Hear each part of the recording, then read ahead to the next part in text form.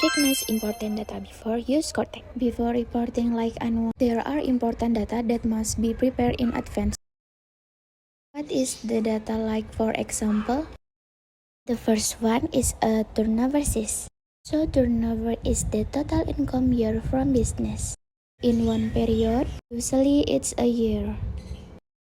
Well, before that cost, before that including any fees. For example, all the proceeds from the sale of food or drink, good cash transfer, or from the app. It's all calculated turnover sis.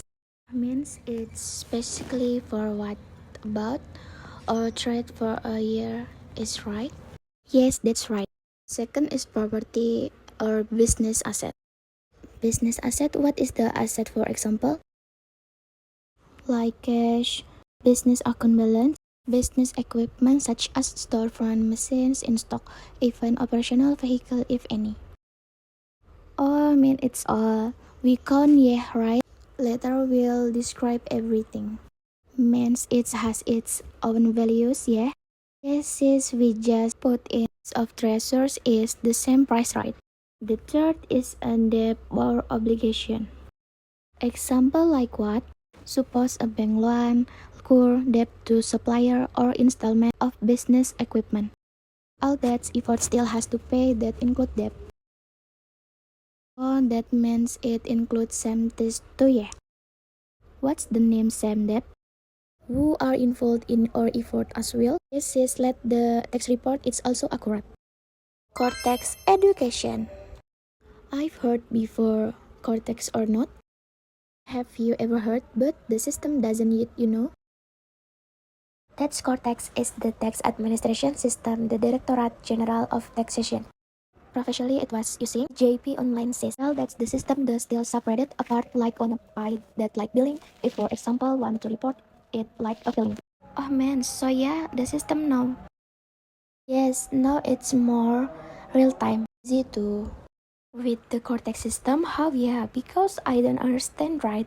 Because right, there was no language in college like that. So if now with the Cortex section, system made more integrated says, so the taxation service that two previously supported now combined in one system. Means can be one, yeah, the system. Yeah, so it's more practical, yeah. First, open the browser, then access official website of the Directorate General of Taxation. Enter NPWP company body and password of registered admin account. After that, click login. If this the first login, system will request account activation. Their company email and phone number pick or person in charge. OTP code will be sent to email or SMS for verification. Next is the making of passphrase. This passphrase is very important because it was used for electronic signatures in PPH reporting agency. Use a combination of lowercase numbers and symbol to make it safer. If all steps are successful, your Cortex account is active and ready to use for PPH body reporting and others tax administration.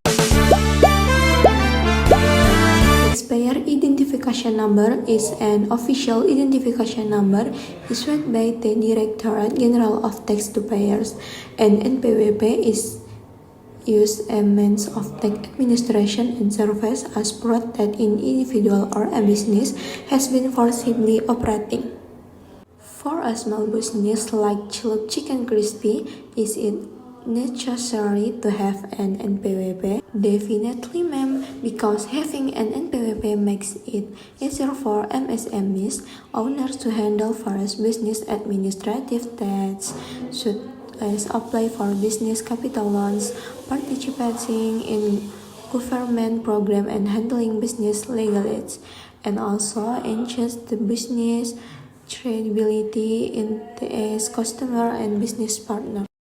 Before you begin the registration process, gather a few documents. First, your resident identification card KTP. Second, your national identification number or NIK. You will also need an active email address and an active phone number. Once you have everything ready, you can begin the registration process right away.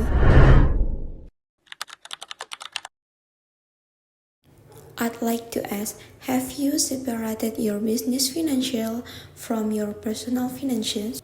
Why is it a problem if they are mixed?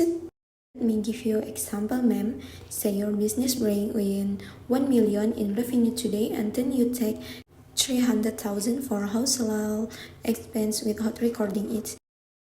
Yes, that does happen often.